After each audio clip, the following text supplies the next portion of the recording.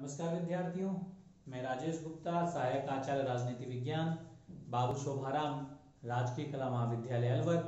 आज इस टॉपिक पर हम चर्चा करेंगे, वो है भारतीय राष्ट्रपति की आपातकालीन शक्तियां। भारतीय राष्ट्रपति की आपातकालीन शक्तियां।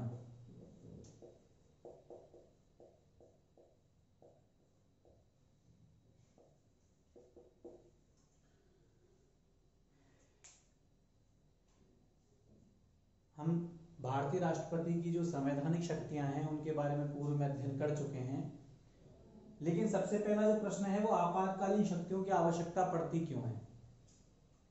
कई बार हमारे देश में आंतरिक या बाहरी रूप से कोई ऐसी विशेष परिस्थिति पैदा हो जाए जब तत्कालीन रूप से उन परिस्थितियों में आदेश जारी करना, उन परिस्थितियों में तत्काल प्रभाव से निर्णय लेना जारी हो जाता है। भारत की जिस रूप में भौगोलिक स्थिति है, विविधताओं में यहाँ एकता रूपी वातावरण है, उसको देखते हुए हमारे भारतीय संघ के अंतर्गत राष्ट्रपति कुछ आपातकालीन प्रावधान, कुछ आपातकालीन शक्तियां प्रदान की गई हैं। यदि कोई ऐसी विशेष परिस्थिति हो जाए कि उन परिस्थितियों में देश की एकता, अखंडता और संप्रभुता को ध्यान में रखते हुए तत्काल प्रभाव से निर्णय लेना आवश्यक हो, तो उन परिस्थितियों में भारतीय राष्ट्रपति को जो हमारा संविधान है वो आपातकालीन शक्तियों के प्रयोग की इजाजत देता है। लेकिन वर्तमान में जो भारतीय राष्ट्रपति जो इन आपातकालीन शक्तियों का जो प्रयोग करेगा वो अपने विवेक से नहीं करेगी। वो मंत्रिमंडल के जो लिखित परामर्श हैं उनके आधार पर भारतीय राष्ट्रपति अपनी आपातकालीन शक्तियों का प्रयोग करते हैं। भारतीय जो राष्ट्रपति जो आपातकालीन जो शक्तियों संबंधी जो प्रावधान है वो हमने जर्मनी के वाइमर जो संविधान है उससे प्रेरित होकर इनको अपने संविधान में डाला है। संविधान का जो 18वां भाग है उसके अनुच्छेद 352 से लेकर अनुच्छेद 360 तक इनमें भारतीय राष्ट्रपति की आपातकालीन शक्तियों का उल्लेख है। ये संविधान का जो भाग है वो 18 है। हम जानते हैं संविधान के कुल 22 भाग हैं, जो 395 अनुच्छेद हैं उनको हमने 22 भागों में विभक्त किया हुआ है। तो जो संविधान का 18वां भाग है उसके अंतर्गत अनुच्छेद 352 से लेकर जो 360 तक के जो प्रावधान है वो भारतीय राष्ट्रपति की आपातकालीन शक्तियों से संबंधित है। जैसे ही आपातकालीन शक्तियों का प्रयोग किया जाएगा, जो भारत की जो संघात्मक स्वरूप है जो भारतीय संघ का, वो संघात्मक से एकात्मक स्वरूप में वो परिवर्तित हो जाता है। सारी शक्तियों का जो केंद्रण है वो भारतीय राष्ट्रपति और जो उनकी कार्यपालिका है उनके पास उन शक्तियों का संकेंद्रण हो जाता है, वही शक्तियों का प्रयोग करते हैं। लेकिन शक्तियों का जो प्रयोग है वह संवैधानिक और अर्थात संविधान के अनुसार ही किया जाएगा। अपनी मनमर्जी या स्वार्थ के आधार पर इन शक्तियों का प्रयोग नहीं किया जा सकता। तो हम सबसे पहले बात करते हैं जो 3 प्रकार की जो आपातकालीन शक्तियां बताई गई हैं, अनुच्छेद 352, अनुच्छेद 356 और अनुच्छेद 360। अनुच्छेद 352 राष्ट्रीय आपातकाल क्या है, मैं भी आपको इनको डिटेल से हर किसी प्रावधान के बारे में आपको बताऊंगा। अनुच्छेद 356 का प्रयोग कब किया जाता है, जब किसी राज्य में संवैधानिक तंत्र की विफलता, संवैधानिक तंत्र की विफलता। अनुच्छेद 360 हमारा है वित्तीय आपातकाल से संबंधित। हमारे देश की साख को खतरा पैदा हो जाए तब यह आपातकाल लग सकता है, अभी तक लगा नहीं है वित्तीय आपातकाल। तो ये जो मैंने तीनों अनुच्छेद 352, 356, 360 ये 3 प्रकार के जो इमरजेंसी पावर हैं उनके बारे में मैंने उल्लेख किया है। हम देख रहे हैं जो अनुच्छेद 356 के अंतर्गत आपातकाल शब्द का प्रयोग नहीं किया गया है। अनुच्छेद 356 के अंतर्गत राज्य में संवैधानिक तंत्र की विफल होने पर राष्ट्रपति अपनी आपातकालीन शक्तियों का प्रयोग कर सकता है। तो जो संवैधानिक रूप से जो आपातकाल शब्द का जो प्रयोग है वो 352 360 के लिए हो रहा है। हम अनुच्छेद 360 को भी इसमें प्रयोग में लेके आते हैं। अनुच्छेद 360 को हम जानते हैं व्यवहारिक रूप से राष्ट्रपति शासन के नाम से भी हम जाना जाता है। इसकी चर्चा मैं आगे करूंगा। तो सबसे पहले हम बात करते हैं अनुच्छेद 352 के तहत लगने वाले राष्ट्रीय आपातकाल।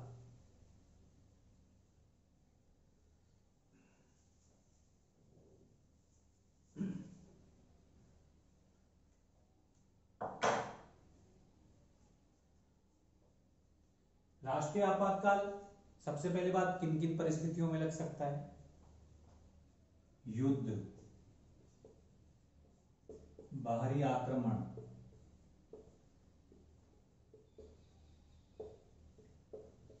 या सशस्त्र विद्रोह।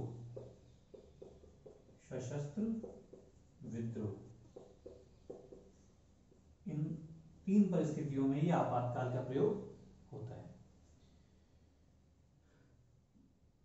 भारतीय राष्ट्रपति को ये महसूस हो कि हमारे देश में युद्ध, बाहरी आक्रमण या सशस्त्र विद्रोह की परिस्थिति पैदा हो गई है, या ऐसी आशंका हो जाए कि ऐसी परिस्थिति निकट भविष्य में हो सकती है, तो वो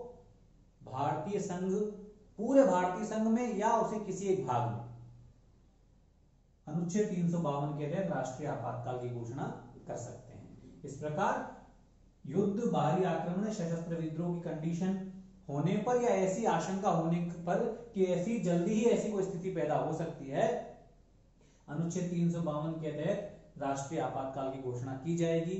ऐसी घोषणा पूरे भारतीय संघ के लिए भी की जा सकती है, और या फिर भारतीय संघ का कोई ऐसा क्षेत्र जहां पर ये इसकी वजह से वो क्षेत्र प्रभावित होगा, तो वहां उस क्षेत्र के लिए भी अलग से वो घोषणा की जा सकती है। तो इस प्रकार अनुच्छेद 352 के तहत जो घोषणा है वो पूरे भारतीय संघ के लिए भी की जा सकती है, साथ ही भारतीय संघ के किसी एक क्षेत्र में भी घोषणा को प्रभावी बनाया जा सकता है।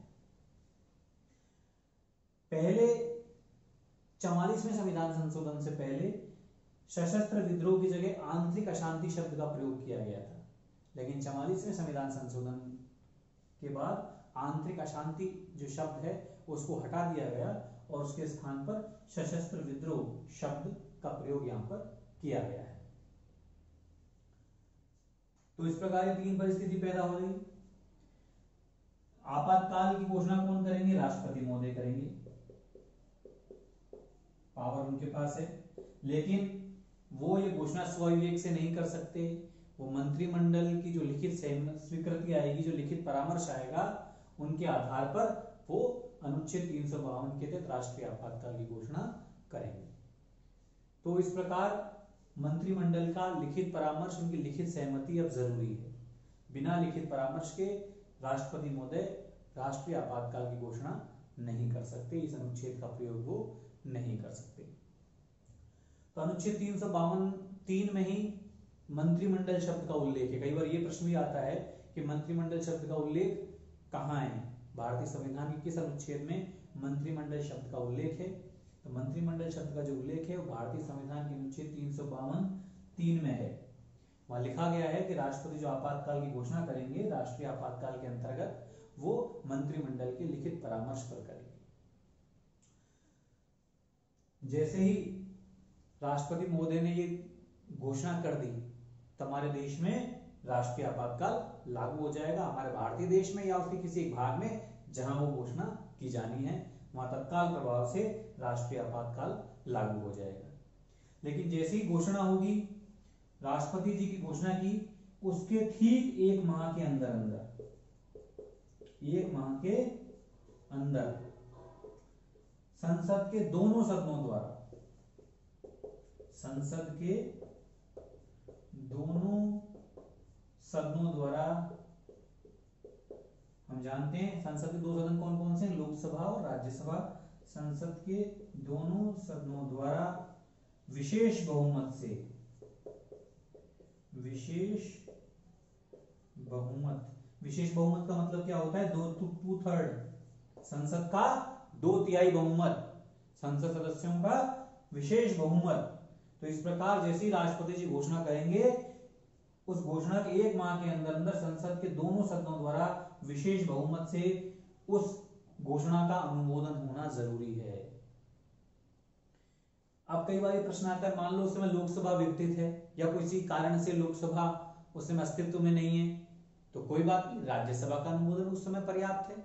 लेकिन जैसे ही पुनर्गठित ये नई लोकसभा आएगी और उसकी प्रथम बैठक होगी, उसके 30 दिनों के अंदर अंदर लोकसभा के द्वारा भी उसका अनुमोदन किया जाना जरूरी है। यदि अनुमोदन नहीं किया जाएगा तो आपातकाल की जो घोषणा है वो निष्प्रभावी हो जाएगी। इस प्रकार राष्ट्रपति की घोषणा के 1 माह के अंदर अंदर संसद के दोनों सदनों द्वारा अपने विशेष बहुमत अर्थात 2/3 बहुमत से उस घोषणा का अनुमोदन होना जरूरी है। तो ये प्रावधान है कैसे कैसे कौन घोषणा करता है, और इस संसद के दोनों सदनों द्वारा उसे विशेष बहुमत से पास किया जाना जरूरी है। अब हम बात करते हैं आगे।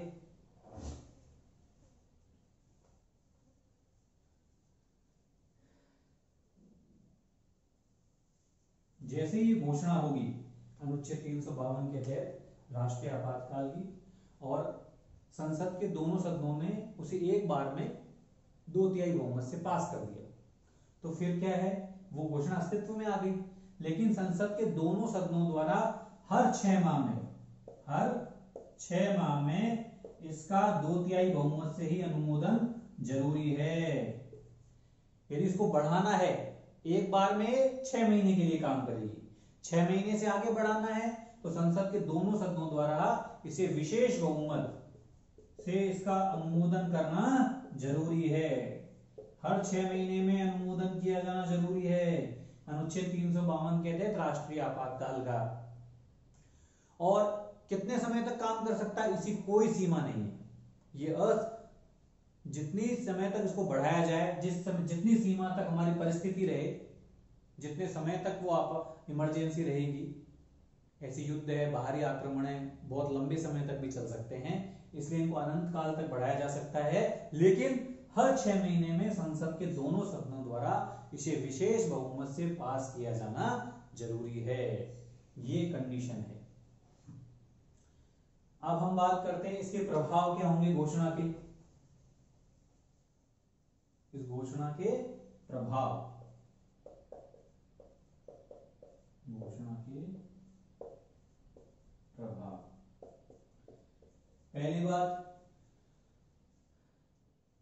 जो इसके अंतर्गत लिखा गया है कि संघ राज्यों को आवश्यक दिशा निर्देश दे सकता है। संघ की जो कार्यपालिका शक्ति का जो विस्तार है वो राज्यों की कार्यपालिका शक्ति तक हो जाता है। अर्थात जो संघात्मक स्वरूप है वो कहीं कहीं एकात्मक हमें नजर आने लग जाता है, एकात्मक स्वरूप हो जाता है। संघ की जो कार्यपालिका शक्ति का जो विस्तार है, कार्यपालिका शक्ति का विस्तार राज्य तक, राज्य की कार्यपालिका शक्ति है वहां तक हो जाता है। केंद्र राज्यों को आवश्यक दिशा निर्देश दे सकता है।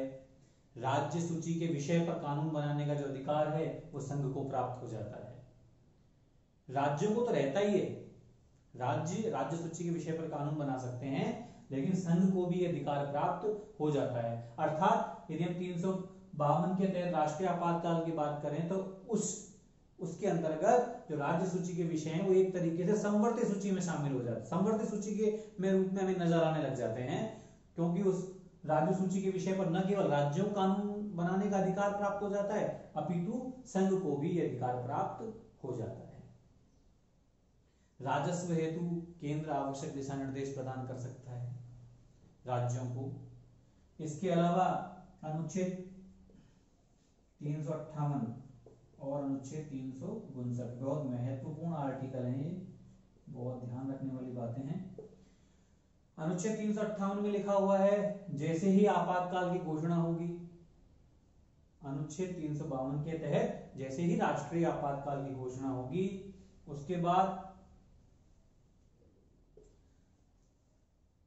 संविधान के अंतर्गत, संविधान के अनुच्छेद 19 के तहत जो हमें स्वतंत्रता का अधिकार प्राप्त हुआ है, विचारों की अभिव्यक्ति की जो आजादी है अनुच्छेद 19 में, हम जानते हैं अनुच्छेद 19 से लेकर 22 तक है वो स्वतंत्रता का अधिकार है, और अनुच्छेद 19 के अंतर्गत हमें विचारों की जो आजादी दी गई है वो इस समय निलंबित हो जाता है। लेकिन जो मैंने 3 परिस्थिति बताई थी, युद्ध, बाहरी आक्रमण, यदि इनके कारण यदि आपातकाल लगा है तो ऐसी कंडीशन में हमें उस समयावधि में जब वो आपातकाल लागू है तब हमें अनुच्छेद 19 है वो हमारे लिए निलंबित हो जाएगा, कुछ समय के लिए वो निलंबित रहेगा। लेकिन वो युद्ध और बाहरी आक्रमण के कारण है, तो यदि सशस्त्र विद्रोह के कारण यदि आपातकाल लगा है तब उस कंडीशन में हमें अनुच्छेद 19 प्राप्त होता रहेगा। उस कंडीशन में अनुच्छेद 19 हमारे निलंबित नहीं होगा, वो केवल युद्ध और बाहरी आक्रमण, ये 2 प्रकार की जो परिस्थिति है उसमें ही अनुच्छेद 19 निलंबित होगा।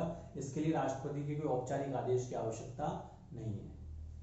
फिर हम बात करते हैं अनुच्छेद 359 की। इसमें लिखा हुआ है कि यदि राष्ट्रीय आपातकाल की घोषणा हो जाए भारतीय संघ के अंतर्गत, तो राष्ट्रपति अपनी लिखित घोषणा के द्वारा मूल अधिकारों का भी निलंबन कर सकता है। लेकिन मूल अधिकारों का निलंबन तो हो सकता है, लेकिन मूल अधिकारों में भी 2 मूल अधिकार हैं, 2 अनुच्छेद हैं, अनुच्छेद 20 और 21, इनका निलंबन नहीं हो सकता, इनका निलंबन नहीं होगा। अनुच्छेद 20 और 21 दोनों को छोड़कर जो शेष जो मूल अधिकार हैं वो निलंबित हो जाते हैं यदि राष्ट्रपति ऐसी लिखित घोषणा करें तो अनुच्छेद 352 के तहत राष्ट्रीय आपातकाल के दौरान। तो ये कुछ घोषणा के प्रभाव हैं जो प्रभावी रहते हैं यदि हमारे देश में राष्ट्रीय आपातकाल की घोषणा हो जाए तो। फिर हम बात करते हैं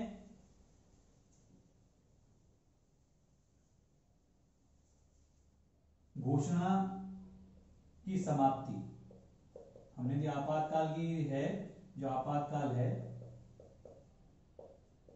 उसकी समाप्ति कैसे की जा सकती है, समाप्ति कैसे की होगी।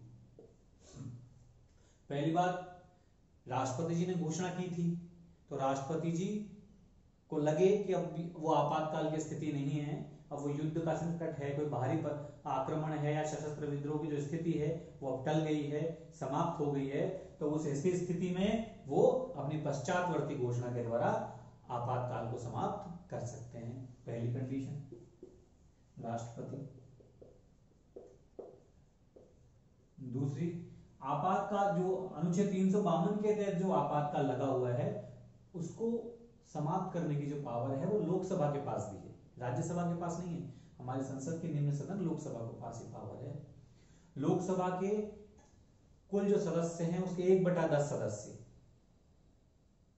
वो एक संकल्प द्वारा लोकसभा अध्यक्ष को संकल्प प्रस्तुत कर सकते हैं, निवेदन कर सकते हैं कि जो आपातकाल लग रहा है उसे हटा दिया जाए जो अनुच्छेद 352 के तहत लगा हुआ है। यदि लोकसभा अस्तित्व में है तो लोकसभा अध्यक्ष को देंगे, यदि लोकसभा उस समय अस्तित्व में नहीं है तो वो निवेदन राष्ट्रपति जी को कर दिया जाएगा।